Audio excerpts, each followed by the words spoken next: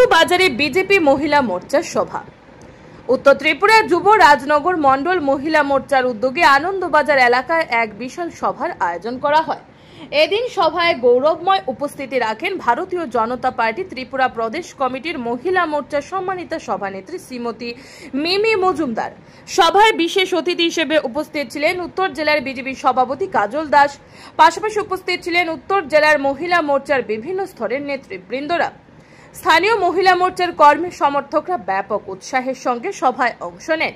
সভায় নেতৃবৃন্দ সংগঠনের ভবিষ্যৎ কর্মসূচি, মহিলা ক্ষমতায়ন এবং কেন্দ্রীয় ও রাজ্য সরকারের উন্নয়নমূলক প্রকল্পগুলির প্রচার সম্পর্কে আলোচনা করেন। সভাস্থলে উচ্ছ্বাস ও দেশপ্রেমের আবহে বিজেপির পতাকা আর স্লোগানে মুখরিত হয়ে ওঠে আনন্দবাজার এলাকা।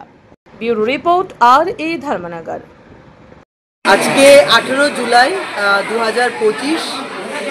প্রথমত আজকে যুবরাজনগর মণ্ডলে একটি বাজার সভা হয়েছে, যেখানে ভারী সংখ্যা মাত্রায় আমরা যুবরাজনগরের মহিলা মোর্চার উদ্যোগে যে এই অনুষ্ঠানটি, এটার মধ্যে আমরা ভারী মাত্রায় মহিলা মাতৃশক্তিকে আমরা দেখতে পেয়েছি। আমার সাথে আছেন এই জেলার যিনি সভাপতি কাজল দাস মহোদয় এবং জেলা সভানেত্রী রূপালী অধিকারী মহোদয়া এবং এই যুবরাজনগরের মণ্ডলের যিনি সভানেত্রী বাসনা দাসপুর কায়স্থ মহোদয়া এবং এই মণ্ডলের যিনি সভাপতি কিরণ শঙ্কর নাথ মহোদয় এবং উপস্থিত আছেন এখানে আমার আরেকজন দিদি যিনি ওবিসি মোর্চার প্রেসিডেন্ট মলিনা দেবনাথ মহোদয়। তো প্রথমে আমরা এই বাজার সভার মধ্যে এক পেড় মাকে নাম নিয়ে যে আমাদের প্রধানমন্ত্রী নরেন্দ্র মোদীজির যেই ভিশনে বা যেই ভাবনা চিন্তায় পুরো ভারতবর্ষ ব্যাপী আমাদের যে কর্মসূচিটি চলছে, সেই কর্মসূচিটির জন্যই এই সভাটি করা হয়েছে। এবং এই এক পেড় মাকে নাম আমি যদি বলতে চাই কি ভীষণভাবে জরুরি এই পুরো ভারতবর্ষের ক্লাইমেটিক কন্ডিশনস, এনভায়রনমেন্টকে রক্ষা করার জন্য, সেটা একমাত্র প্রধানমন্ত্রী নরেন্দ্র মোদীজিই কিন্তু চিন্তা করতে পারেন।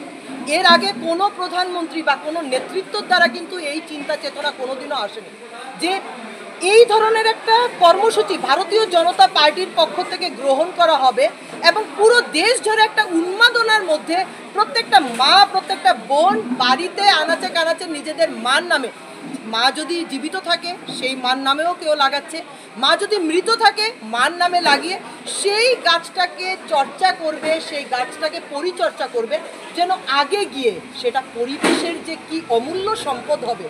পয়সা করি আমাদের সব তুচ্ছ হয়ে যাবে যদি পরিবেশটাকে যদি আমরা সঠিক না রাখতে পারি।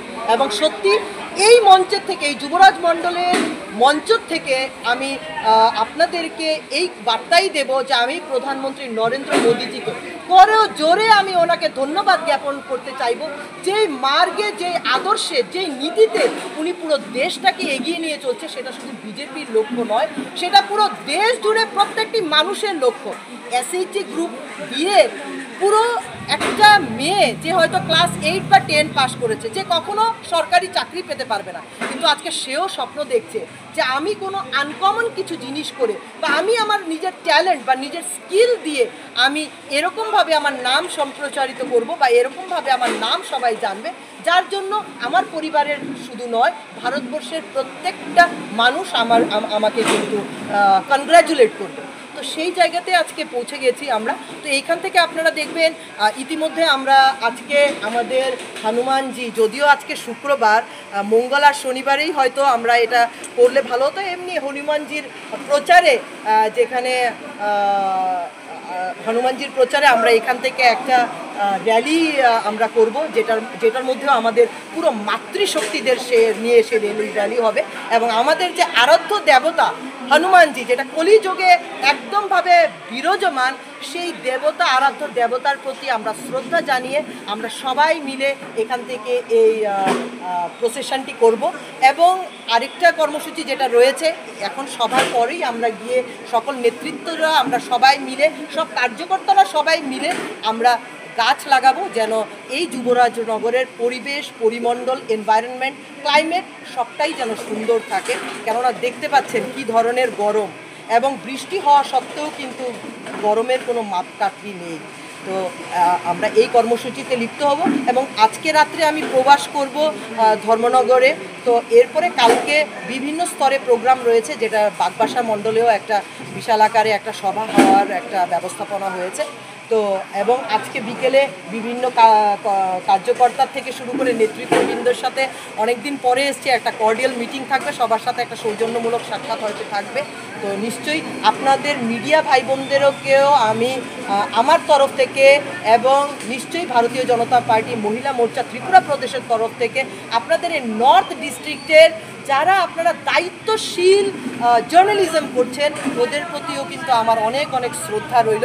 কেননা আজকে আপনাদের দ্বারাই কিন্তু প্রত্যেকটা নাগরিক কিন্তু শিক্ষিত হবে এবং আপনাদের দ্বারা সুবাক্যগুলো এবং যেটাই সরকার করছে সেই কথাগুলো কিন্তু সবার কাছে গিয়ে পৌঁছবে। কেননা সরকার যে আপ্রাণ চেষ্টা করছে প্রত্যেকটি নাগরিকের পাশে থাকা, অন্তত ব্যক্তিটির পাশে থাকা, সেটার একমাত্র জারিয়া কিন্তু আপনারা, মাধ্যম কিন্তু আপনারা। তাই আমি নর্থ জেলার প্রত্যেকটা যারা মিডিয়া পার্সনস আছে সবাইকে আমি অনেক অনেক নমস্কার এবং অভিনন্দন আমার তরফ থেকে রইল।